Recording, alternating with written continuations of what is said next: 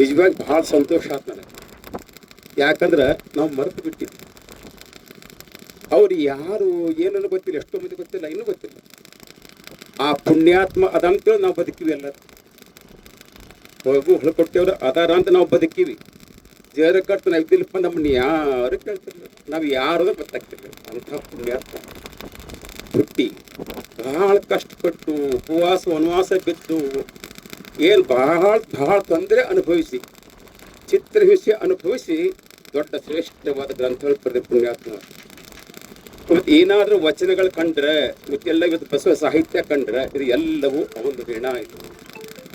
ಆಮೇಲೆ ಬೆಳೆಸೋದು ಮತ್ತು ಕೆಲಸವನ್ನು ಈ ಎಂ ಬಿ ಪಾಟ್ರು ಭಾಳ ಸಂತೋಷ, ಭಾಳ ಖುಷಿ ಆಗ್ತದೆ.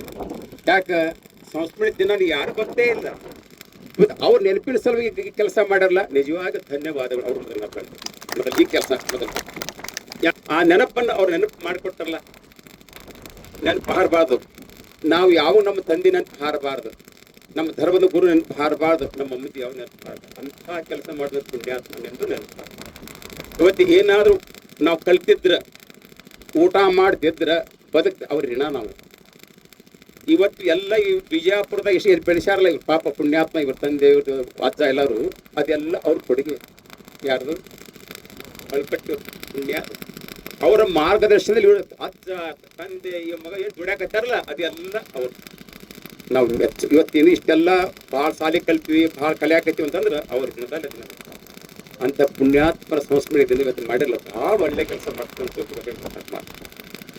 ಇನ್ನು ಮತ್ತೊಂದು ಏನಂದ್ರೆ, ಇಲ್ಲಿ